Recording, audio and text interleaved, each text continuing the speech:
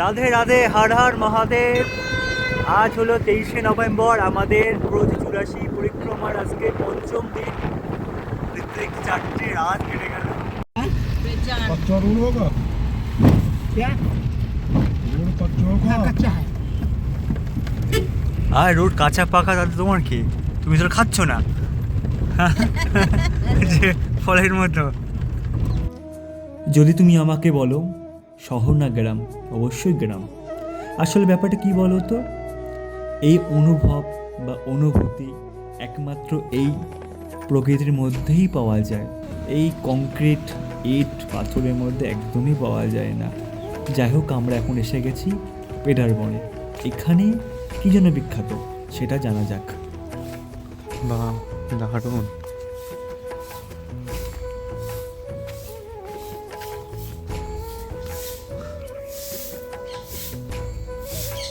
রাধে রাধে।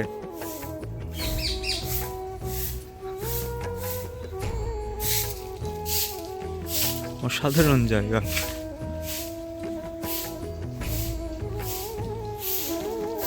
पाड़रवन खेलन मन है, कीर्ति माँ की तपस्या स्थली है। अच्छा, तपस्या किया था मतलब राधा रानी का माँ। राधा रानी का माँ ने तपस्या किया था। अच्छा अच्छा, राधे राधा राधे। रानी छोटी खेलती थी। हाँ, चिता खेलते थे। जैसे वृंदावन निधि वन है, हाँ हाँ। भूदास मंडल है ये तपस्या का नीचे तपस्या किया था। अच्छा अच्छा।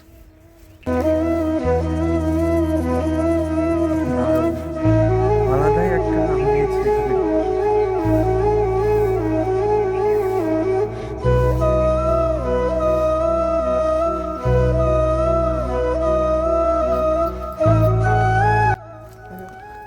এর মধ্যেই এই দেখো, ওর নিচে ঢুকছে, এর মধ্যে কিন্তু তিনি তপস্যা করেছিল রাধারানী মা।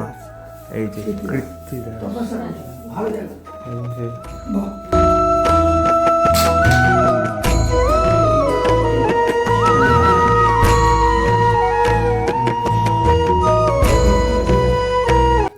আসো তোমার জন্যে।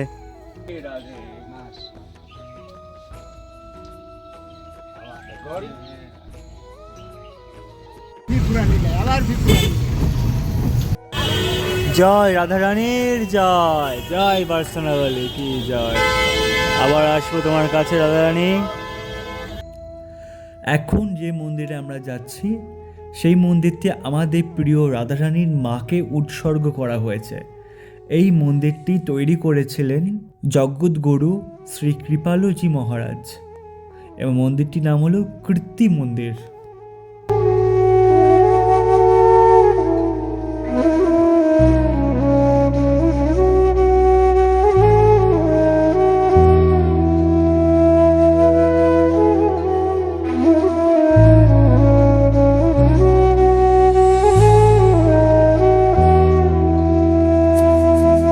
যেমন প্রেম মন্দির রয়েছে বৃন্দাবনে, ঠিক সেই রকমই কিন্তু এখানে করা হয়েছে। দারুণ। হ্যাঁ,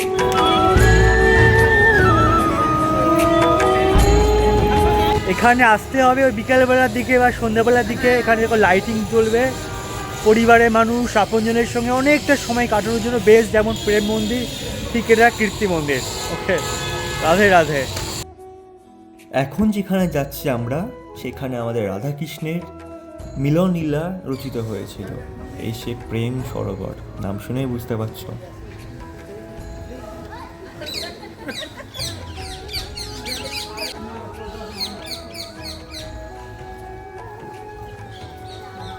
এই ছবিটা সত্যি যে এরা যে চশমা নেয় জলচাঁদ প্রমাণ। আমার একটা শখ, সেই শখটা হলো, জানি না কার ভাগ্যে আমি জুটবো, যাই হোক তাকে নিয়ে বৃন্দাবনে ঘুরবো। সেই পরবে গোপী ড্রেস আর আমি পরবো পাঞ্জাবি। সেই পরে সমস্ত বৃন্দাবনে 84 ক্রোশ পরিক্রমা করবো হাতে হাত ধরে। এই সব জায়গায় আসবো, সে আর ভাগ্যে নেই।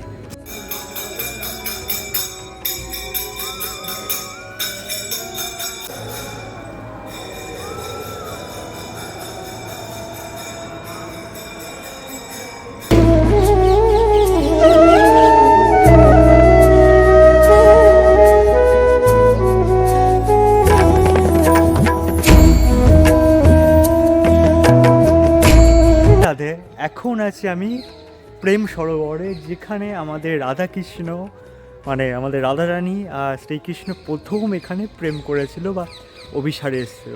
এই সে সরোবর। জানি না কার কী ইচ্ছা থাকে, বাট আমার একটা খুব ইচ্ছা, মানে অনেক ইচ্ছা থাকে, বিভিন্ন উইশ থাকে। এই একটা উইশ যে আমি আমার ভালোবাসার মানুষের সঙ্গে, সেই পরবে গোপী ড্রেস, আমি পুরো পাঞ্জাবি, দুজনে মিলে হাতে হাত ধরে পুরো বৃন্দাবনে, ব্রজ বৃন্দাবনে 84 ক্রোশ পরিক্রমা করব, আর হরির নাম জপ করবো আর বাহু তুলে নাচবো, হরি হরায় নমো কৃষ্ণ। মানে এটা শখ, জানি না কবে পূরণ হবে কি না। তুমি কি আমার সাথে বৃন্দাবনে আসবে? রাধে রাধে। এই হচ্ছে প্রেম বিহারী মন্দির।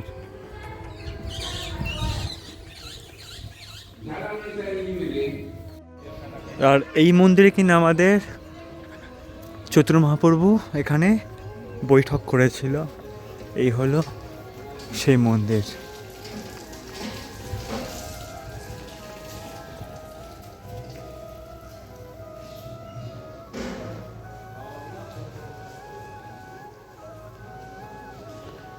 রাধে রাধে।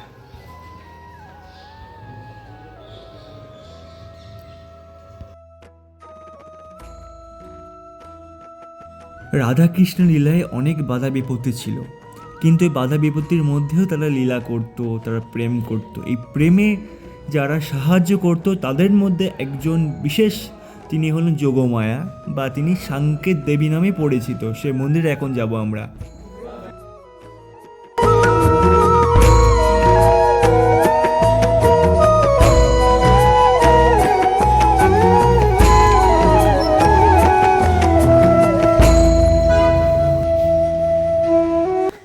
এখন তো আমরা আছি সংকেত দেবী, ঠিক আছে, বা যোগমায়া।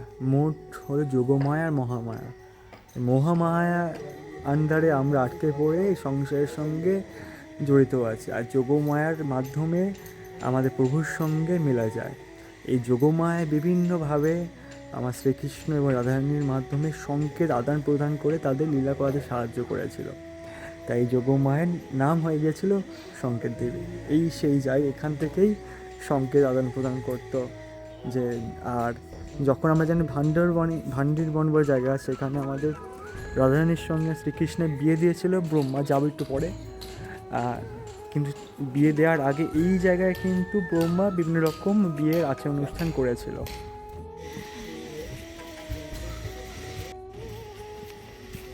হয়তো রাস মঞ্চ, এখানে রাস করত আমাদের রাধারানী আর শ্রীকৃষ্ণ। আর সংকেত মন্দিরের সামনে যে মন্দির, সেটা হলো সংকেত বিহারীজি মন্দির।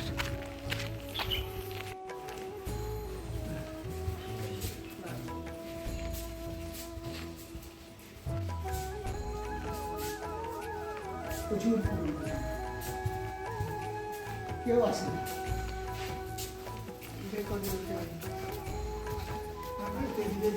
গাড়ি যায় এখানে, ও দুই একটা গাড়ির সঙ্গে যায়।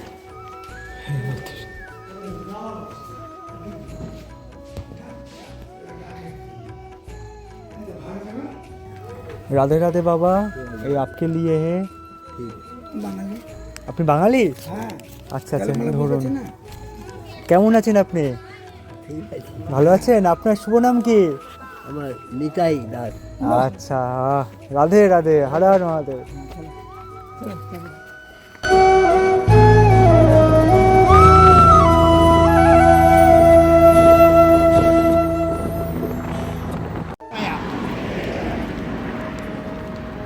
আমার সঙ্গে সব ঘটনা ওই ওই জঙ্গলটা। এখন আমরা যাচ্ছি পূর্ণমাসী গুহায়। একদম মাটির রাস্তা, বুঝতে পারছো, এইসব রাস্তায় গাড়ি ঠিক চলবে না, মানে আলাদাই এক অভিজ্ঞতা।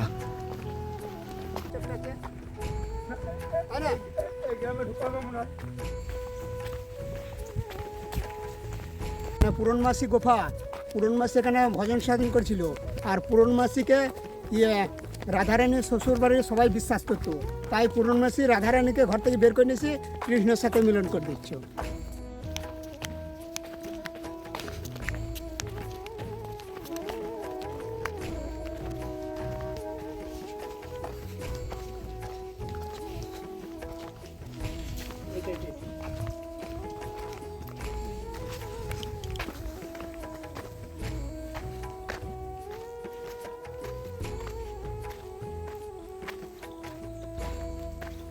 পূর্ণমাসী এই যে ছবি দেওয়া আছে। তো না আরো পুরনো ছিল, ভেঙে গেছে সব পুরনো বাড়ি। গাছগুলোর নাম হলো পিলে বা মতি, এখানকার কথাই বলে। দেখো সব একই রকম। ছবিটা দেখো, পূর্ণমাসী রাধা কৃষ্ণকে মিলনে সাহায্য করতো, তাই দুজনে আদর করছে পূর্ণমাসীকে।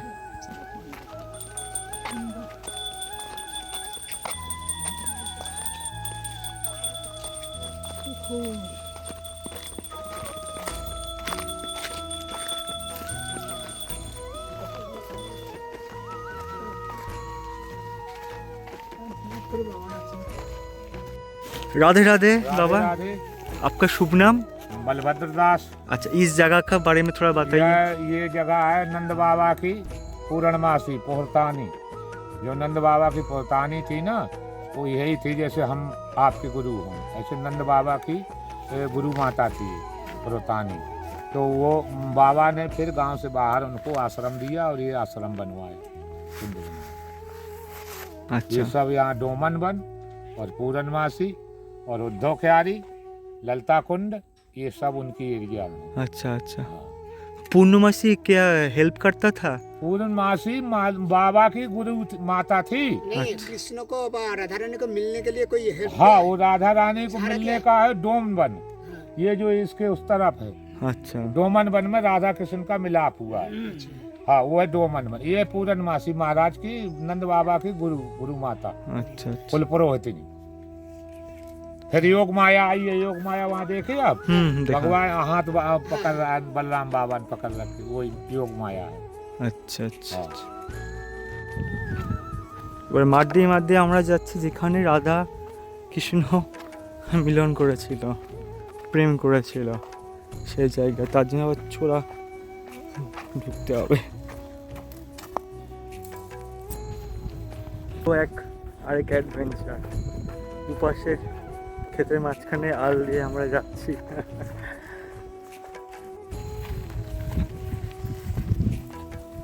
আক্ষেত।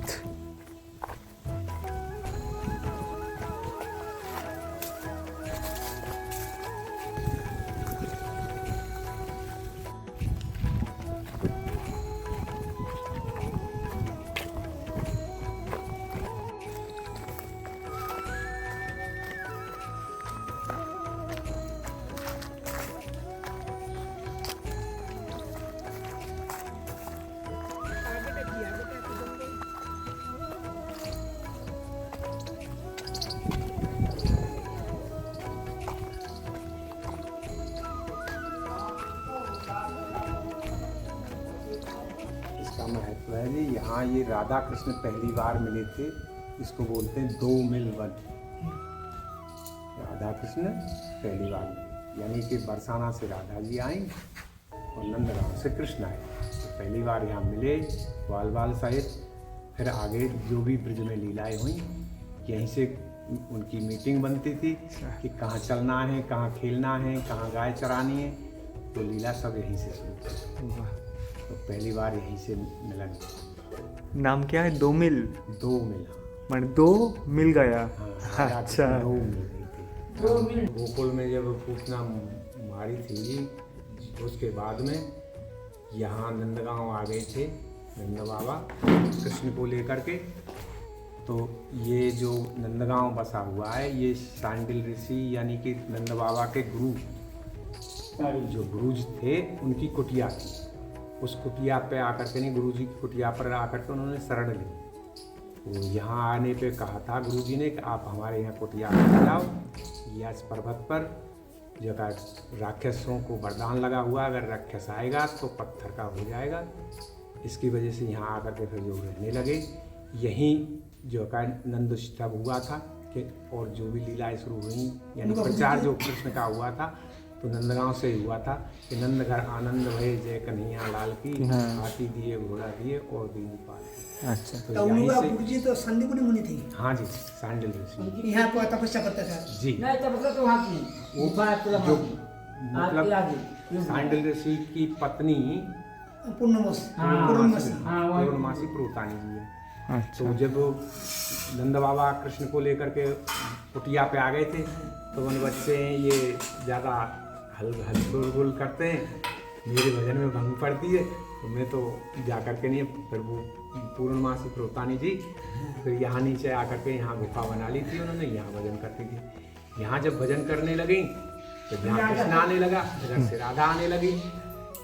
तो जब कृष्ण जब वहाँ से आया तो तब जगाए प्रोतानी जी ने कही कि जाओ राधिका आ रही है, उनको बुला के लाओ। तो यहाँ जब आ गए थे तो आगे से सारा जो कहते हैं संकेत पट बोलते हैं, तो वो संकेत पे जा करके वहाँ खड़ी हो गई थी, पर आगे बढ़े आओ। तो जब आगे बढ़ने पर यहीं पहली बार मिली थी, तो अच्छा इससे इसको कहते हैं कि दो मिल हुए, समझ यहीं मिली आया थी, तो तब का नाम संकेत गाँव नहीं था, तो खड़ी हो इससे गई। इसको कहते हैं दो मिल हुए। तब नाम क्या था संकेत का गाँव का? हाँ संकेत, संकेत में खड़ा होता है। पहले संकेत किया उसके बाद इधर मिला।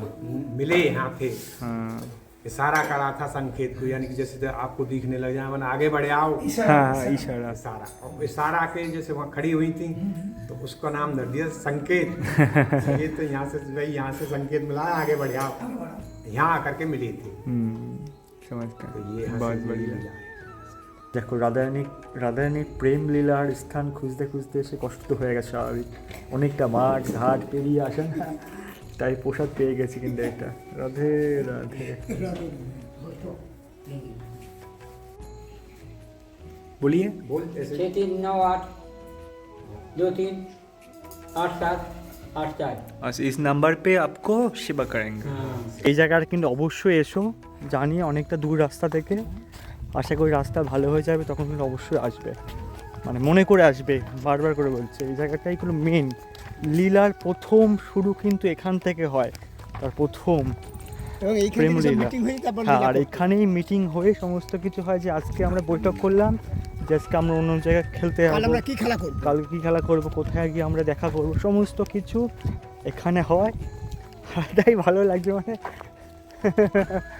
গোপনভাবে মেলামেশা আলাদা একটা মজা আছে। কথায় আছে না, যত প্রেম যত গোপন হবে তত গভীর হবে, তাই না? প্রকাশ হয়ে গেলে সেই প্রেমে আর ঠিক অত গভীরতা থাকে না।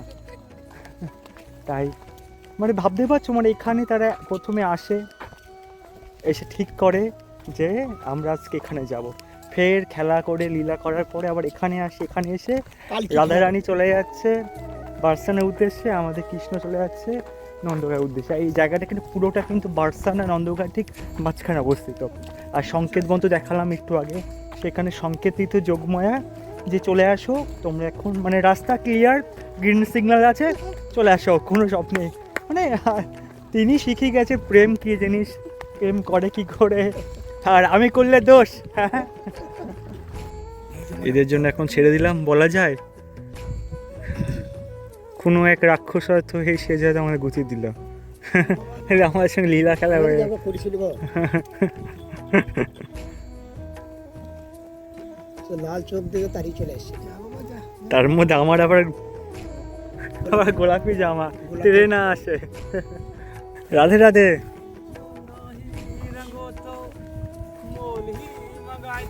আহা या चुंदरी कोड़ के मैं जमुना पे जाऊंगी तो श्याम की मुंह पे पड़ेगी नजरिया। आहा हा हा। जानी कहाँ से आए हो? राज भगवान। अच्छा, हाँ, যমরাজ ये यमराज भगवान ऐसे जिस पर अर्राज चाहते हैं ना, उसे सीधे स्वर्ग में ही पहुंचा देते हैं। तो যমরাজ उसके ऊपर आता है बैठ के। हाँ, बैठ करके पता है तुमको। এই তো দমিল বন, আর ওই দূর থেকে দেখা নন্দগাঁয়ে মন্দির, এই যে এই যেমন দেখা যাচ্ছে, দেখো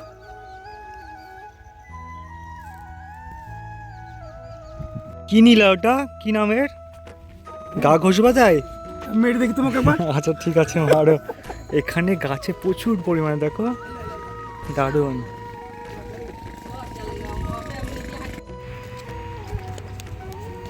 আমরা ঢুকেছিলাম ওই রাস্তা দিয়ে গিয়ে আলক্ষেত ক্রস করে, তোমরা কিন্তু ডাইরেক্ট গাড়িওয়ালাকে বলবে এদিক দিয়ে ঢুকবে, তাহলে অসুবিধা হবে না। মাসি গুফার জন্য একদম ল্যান্ডমার্ক হলো, পাশে গ্যাস গোডাউন আছে, গ্যাস গোডাউনের পাশে দেখো এই সরু রাস্তাটা গেছে, এই রাস্তা দিয়ে হতে হবে। আর এখানে ব্যানার তো দেওয়া আছে।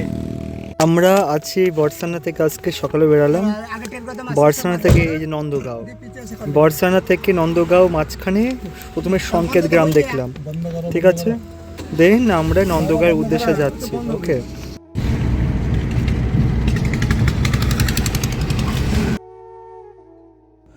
আমরা যাচ্ছি এখন নন্দগাঁও মন্দির থেকে প্রায় 1.5 কিলোমিটার দূরে টের কদম বলে একটি জায়গায়।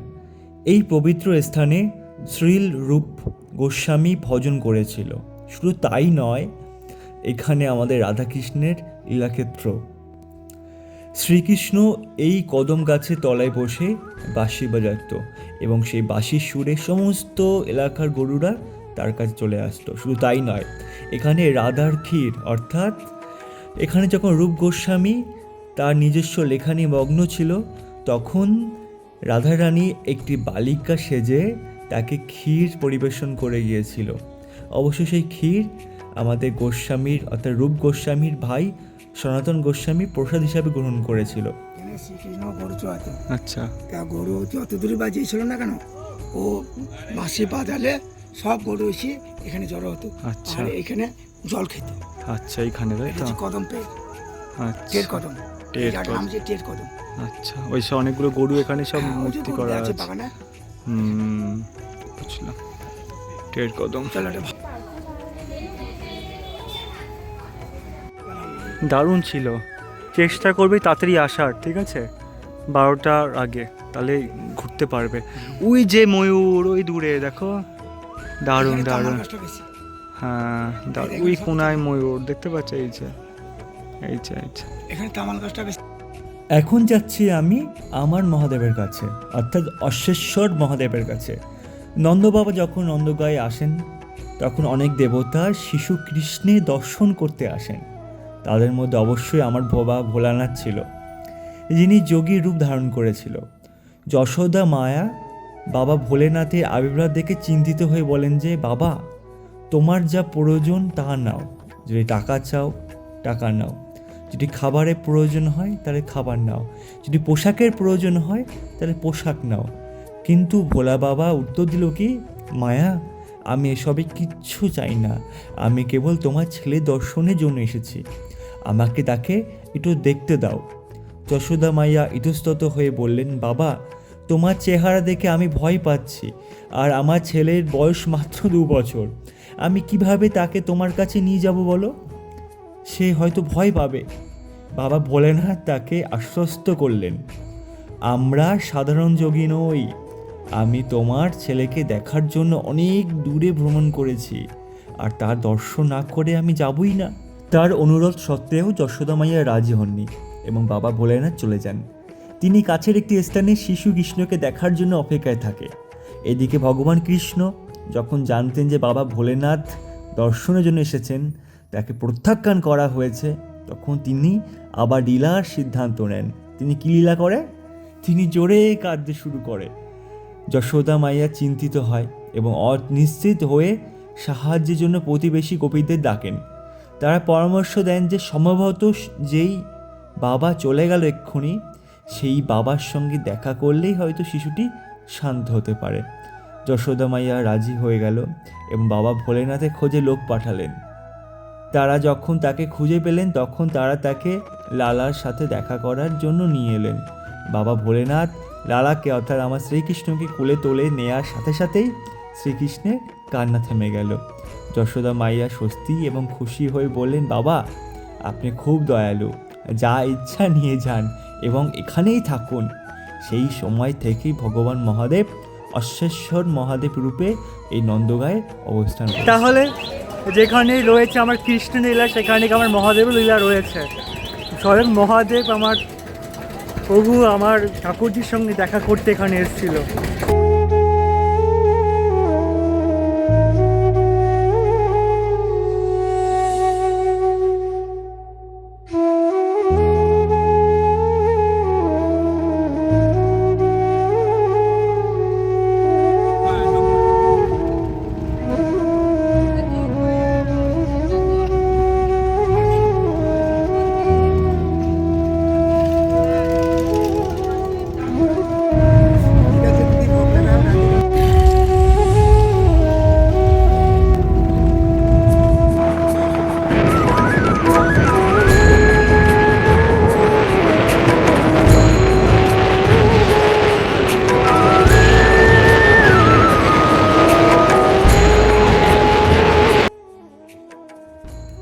বৃন্দাকুণ্ড ও নন্দগাঁয়ের গল্প মূলত শ্রীকৃষ্ণের লীলা ও রাধাকৃষ্ণের প্রেম নিয়ে, যেখানে বৃন্দা দেবী অর্থাৎ তুলসী দেবী প্রধান ভূমিকা পালন করেন, যিনি রাধাকৃষ্ণের মিলনের ব্যবস্থা করতেন এবং বৃন্দাকুণ্ড ছিল তাদের গোপন মিলনের স্থান, যা কৃষ্ণের নিত্য লীলার সাক্ষী। এই কাহিনীতে বলা হয়েছে কি শ্রীকৃষ্ণের রাসলীলা, বৃন্দা দেবীর সেবা দাসত্ব এবং বৈষ্ণব ভক্তির মহিমা ফুটে ওঠে। ভগবান শিব নাকি রাধারানীর কৃপায় গোপী রূপে রাসলীলা অংশগ্রহণ করেছিল। ভাবা যায়? কোনো এক জায়গায় বেশি সময় দিলে বাকি মন্দিরগুলো সব টাইমিং থাকে, তো ওই এখানে এসে এখন ওটা বন্ধ। ঠিক আছে, অসুবিধা নেই। ঘড়ি কাটায় বাজে 2টো। এখন আমাদের প্রসাদ গ্রহণ হচ্ছে দুপুরে, সকালে সয়াবিন আলু তরকারির সঙ্গে মুড়ি।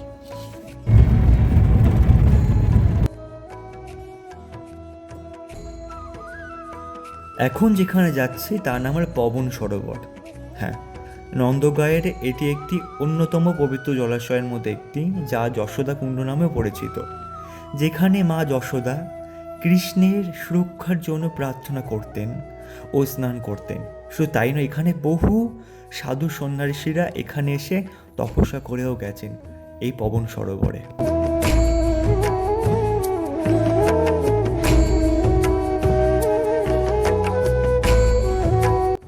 কংস কর্তৃক শিশু কৃষ্ণকে পুড়িয়ে ফেলার আশায় গোকুলকে তো পুড়িয়ে ফেলা হয়েছিল, তারপরে তারা থাকবে কোথায় এখন? তাই বর্ষানার প্রধান বৃষভানু হয়ে যায় এবং নন্দগাঁয় বাবা নন্দ চলে আসেন।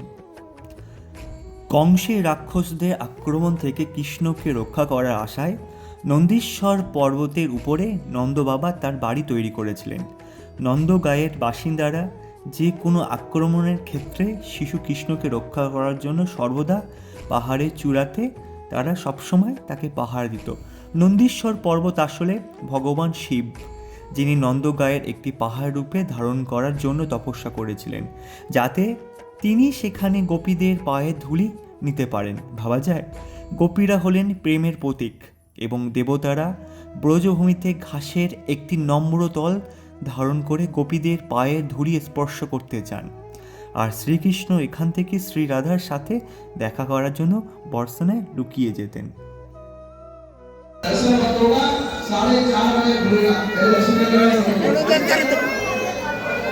और जिन्होंने भी सेवा नहीं दी है, सेवा जरूर करना, क्योंकि गुरु के घर, भगवान के घर और मित्र के घर कभी खाली नहीं आते। अरे 100, 200, 500, अरे मेरे यहाँ किसी चाय की दुकान में बैठोगे तो 100, 200, 500 रुपया एक दिन में खर्च हो जाता है। ये सेवा अंत तक जाने वाली है। खड़े रहे, आगे बढ़ते रहे, आगे बढ़िए, आगे बढ़िए।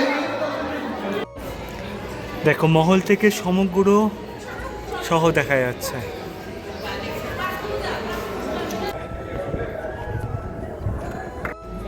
শ্রীকৃষ্ণের সখাদের নাম লেখা আছে উপরে, আর ঠিক একইভাবে রাধারানীর সখীদের নাম লেখা আছে। এখন যাচ্ছি আমরা মতিকুণ্ডে। হ্যাঁ, মতি মানে ওই হিরে মতি, মুক্ত। কথিত আছে কি যে রাধাকৃষ্ণের বিবাহের কথা ছিল, তখন রাধার বাবা বৃষভানুজি কিছু মুক্তোর মালা পাঠিয়েছিলেন নন্দ বাবার কাছে, মানে কৃষ্ণের কাছে আর কি। স্বাভাবিক ব্যাপার, রাধারানীর বাড়ির লোক যখন পাঠিয়েছে মতির মালা ঠিক বা মুক্তোর মালা, ঠিক একইভাবে কৃষ্ণেরও দায়িত্ব থাকে সেই রকম সেই পরিমাণে রাধারানীর জন্য মালা তৈরি করে পাঠানো।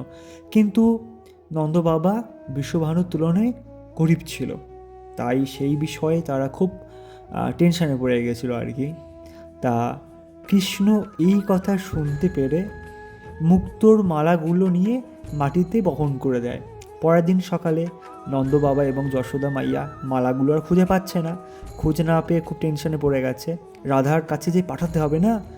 পরে ওই যে মুক্ত পোতা ছিল সেখান থেকে গাছ উৎপন্ন হয় এবং গাছের ফল রূপে মতি বের হয়। সেই মতি দিয়েই রাধারানীর জন্য আবার মালা তৈরি করে পাঠানো হয়।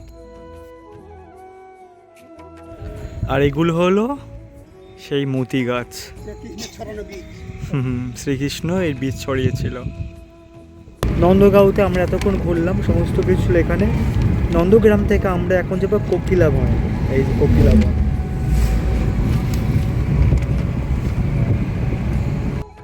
কোকিলাবন যাওয়ার আগে একজনের কথাটা ভুলেই গেলাম, সেটা হলো আয়ান ঘোষ। হ্যাঁ, রাধারানীর সঙ্গে যেমন আমার শ্রীকৃষ্ণের নাম যুক্ত, ঠিক একইভাবে কিন্তু আয়ান ঘোষের নামও যুক্ত রয়েছে। এবারে যেখানে যাচ্ছি আমরা সেটা মোস্ট ইম্পর্টেন্ট পার্ট, কারণ রাধারানীর বরকে শ্রীকৃষ্ণ না আয়ান ঘোষ যে হোক না কেন, আমরা এখন যাচ্ছি আয়ান ঘোষের বাড়িতে। চলো। আয়ান ঘোষ কে ছিলেন? তিনি ছিলেন বৃন্দাবনে একজন বৈষ্ণব এবং কালী ভক্ত। পুরাণ মতে তিনি পূর্বজন্মে বিষ্ণু তপস্যা করেছিলেন। তিনি নপুংসক ছিলেন, তাই তার সন্তান জন্মের ক্ষমতা ছিল না, যা এই বৈবাহিক সম্পর্কের একটি দিক ছিল। জায়গার নাম কিন্তু জাবট, ঠিক আছে? সেই আয়ান ঘোষ। হ্যাঁ, আয়ান ঘোষ মাঝখানে জ্বালায় পড়েছে, রাধাকৃষ্ণের প্রেমের জ্বালা।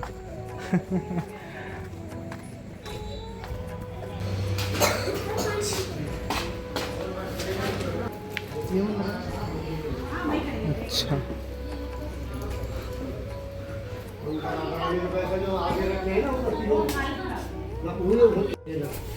এ হলো আমাদের আয়ান ঘোষ। দেখো আয়ান ঘোষ লেখা আছে ইনি, তারপর আছে এখানে জাতিলা আর কুটিলা, মানে কুটিলা জাতিলা আর আয়ান ঘোষ কিন্তু এখানে আছে। আর এখানে আমাদের কৃষ্ণকালী সেজেছে। কৃষ্ণকালী দেখালাম, এই কৃষ্ণকালীরও কিন্তু একটা ইন্টারেস্টিং ঘটনা রয়েছে। হ্যাঁ, মানে একদিন কি হয়, রাধা যখন কৃষ্ণের সাথে গোপন লীলায় মগ্ন আছেন, তখন জটিলা ও কুটিলা অর্থাৎ রাধা ননদ তারা দেখে ফেলেন এবং অভিযোগ করতে যায়। এই পরিস্থিতি কৃষ্ণ ও রাধা একীভূত হয়ে অর্থাৎ কৃষ্ণকালীর রূপ ধারণ করেন। এটি তাদের প্রেমের গভীরতা, যেখানে ভক্তি অর্থাৎ রাধা ও শক্তি অর্থাৎ কালী একাকার হয়ে যায়।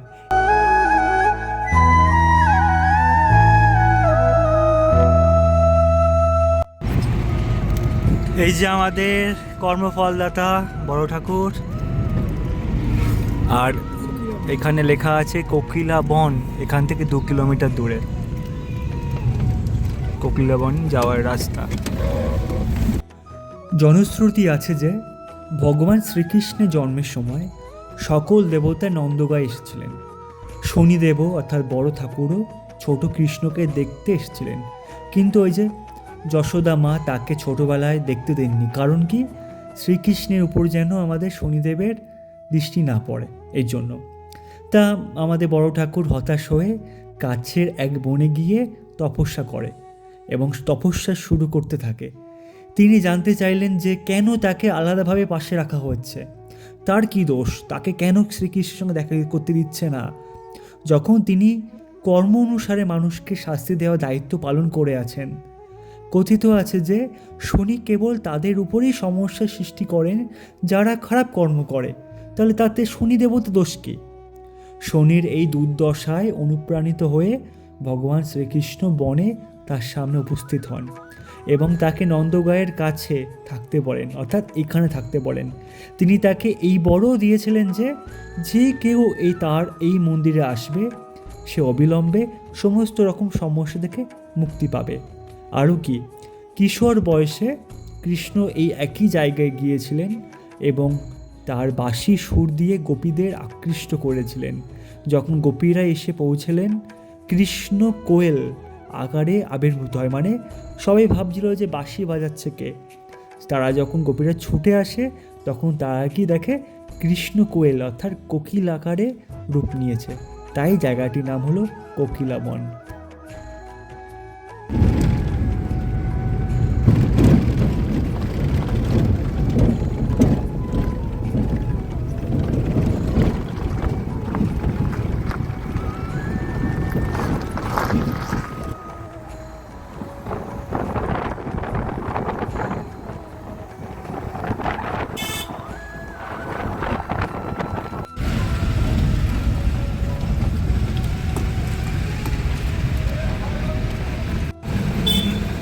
দেখো বাড়ি কত সুন্দর দেখেছ, কিন্তু প্রত্যেকটা বাড়িতে চাষবাস প্রচুর পরিমাণে হয়।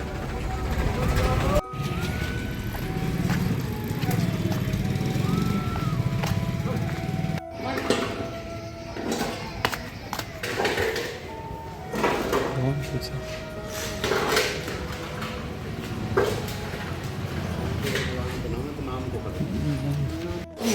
এখন এখানে মন্দিরে কাজকর্ম চলছে বলে এখানে রয়েছে আমাদের বলরামের দাউজি। আচ্ছা, দাউজি বলরাম এখানে বৈঠক করেছিল। इधर क्या हुआ था दीदी? इधर क्या हुआ था? दाऊजी मंदिर है, इसमें यहाँ पे गाय चराई दादा ने। अच्छा। बैठक की दादा को। अच्छा, बैठक किया था। हाँ। अच्छा अच्छा। यहाँ पे दादा चरणकारी भगवान कृष्ण की। अच्छा अच्छा, राधे राधे।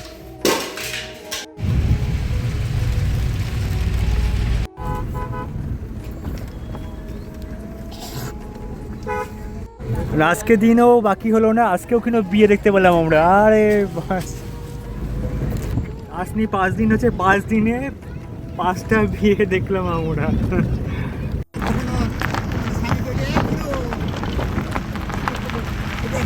रुको रुको रुको रुको रुको रुको रुको। राधे राधे। चरण पहाड़ी। ओके। আবার ময়ূরের দর্শন অনেক যে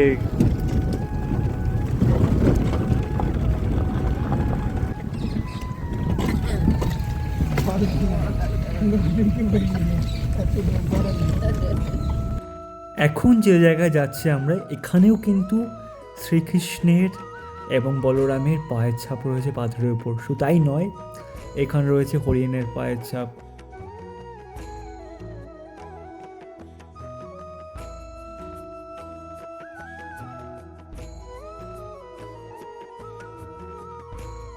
প্রত্যেকটা যেখানে চরণের চিহ্ন রয়েছে সেখানে ভাবে করে দেওয়া আছে কিন্তু।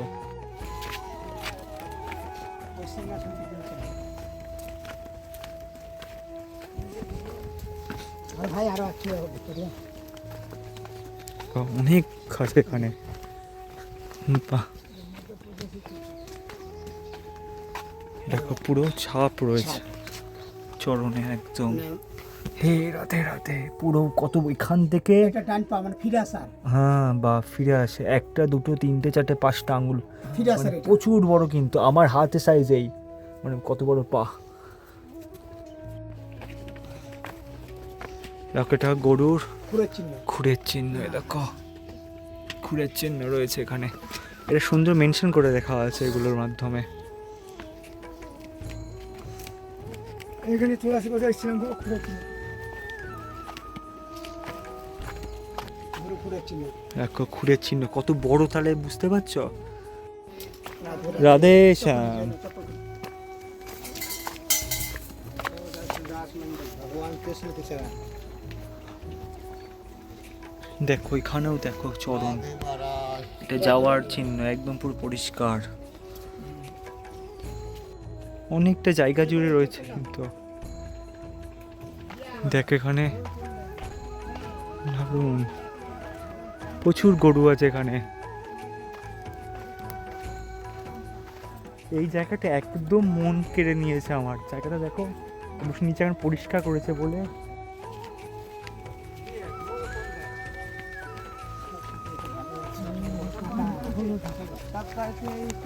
भगवान की सेवा हम देते हैं जी। मोर कुंड। अच्छा, ये पानी खाता है। बरसात का रहता है, लास्ट मंडल मोर कुंड है, दिख रहा चबूतरा। এই হলো আমাদের ময়ূরকুণ্ড, মানে চরণ পাহাড়ি পাশেই এটা রয়েছে। এখানে বলা হচ্ছে যে যখন আমাদের শ্রীকৃষ্ণ এই কুণ্ডের পাশে বসে বাঁশুরি বাজাতো, সেই বাঁশির ডাক শুনে কি কেউ না আসতে পারে, এমন কি কারো ক্ষমতা আছে পৃথিবীতে? তো ময়ূর তো কোথাকার কি, তা সমস্ত ময়ূর কিন্তু এখানে চলে আসতো তার বাঁশির সুরে পাগল হয়ে, মাতোয়ারা হয়ে। তাই এই জায়গাটার নাম হলো ময়ূরকুণ্ড। আর ব্রজ বৃন্দাবনের মধ্যে ব্রজবাসী কোষে এই একমাত্র কুণ্ড রয়েছে, সেটা একমাত্র ময়ূরা আসে, অর্থাৎ ময়ূরকুণ্ড আছে। এখানকার মাহাত্ম্য প্রচুর, অবশ্যই আসতে হবে। বলতে বলতে আর একটা কাজ আছে, জামা খুলে আবার মোর কুন্ড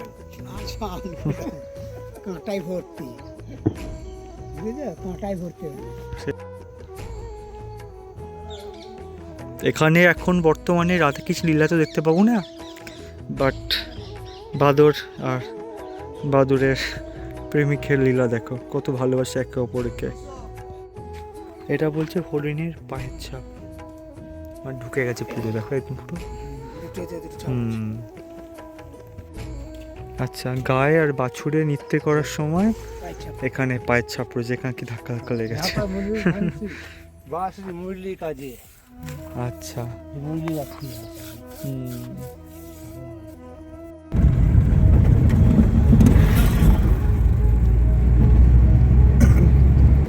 ব্যাপারটা হয়েছে কেমন যে গাড়িতে করে ঘুরতে ঘুরতে না অনেক অনেক মিস হবে, স্বাভাবিক ব্যাপার, কারণ তিনি রাসলীলার এমন এমন জায়গা করে সেখানে গাড়ি যায় না। তা যতটা সম্ভব আমার দ্বারা গাড়িতে করে তোমরা ব্রজ বৃন্দাবনের বা ব্রজ 84 যতটা সম্ভব স্বামী করার চেষ্টা করছে, যতদূর আমার দ্বারা সম্ভব। কেমন, কারণ রাসলি ওইখানটা গ্রাম আছে, ওই গ্রামটা যেতে পারলাম না, ওই গ্রামেও তিনি রাসলীলা করেছে, সেটা ঘুরতে অনেক সময় লাগে। আর ঘড়ি কাটা বাজে 5টা 6, এখন মাথা গোজা জানি না রাধারানী কী করবে। এখন যাচ্ছি আমরা কোট বনের উদ্দেশ্যে। দেখো দাদু এখন রাখাল হয়ে গেছে। দাদু রাধে রাধে। কোটবন, কোটবন কি দাঁড়ে? কোটবন, হ্যাঁ ये तो कच्चा रास्ता है। हाँ। हम यहाँ पर आ रहे थे, फिर जाओ कोच में जाओगे, হ্যাঁ হ্যাঁ फिर जाओ गाँव में आगे जाके ठीक है दादू।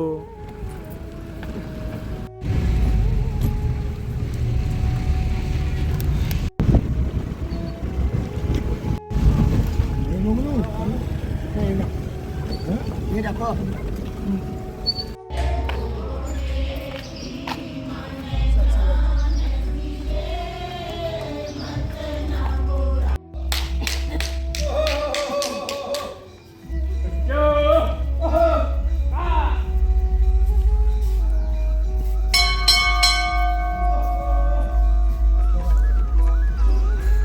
महादेव।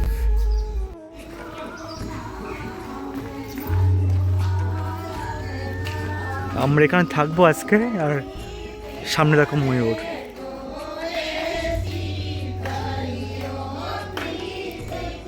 দারুণ ব্যাপার না?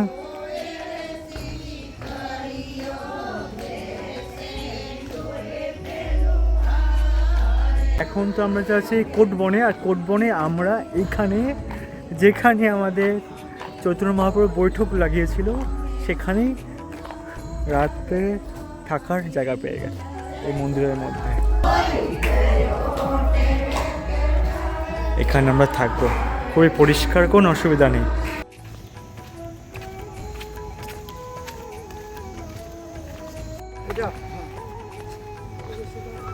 এটা হলো তোমাদের শীতলা কুণ্ড।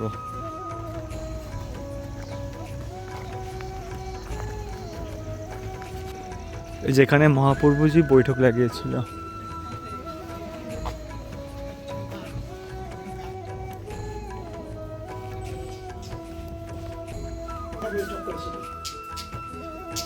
এখানে তো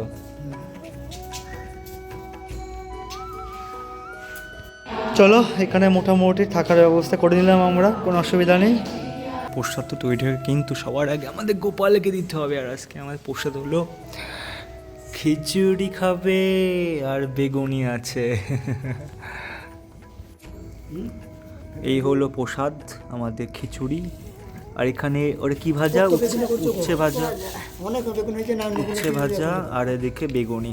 চলো, আজকে 5ম দিনের পরিক্রমা এখানে শেষ করলাম।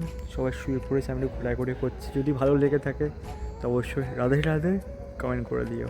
হর হর মহাদেব। খুব ভালো থেকো।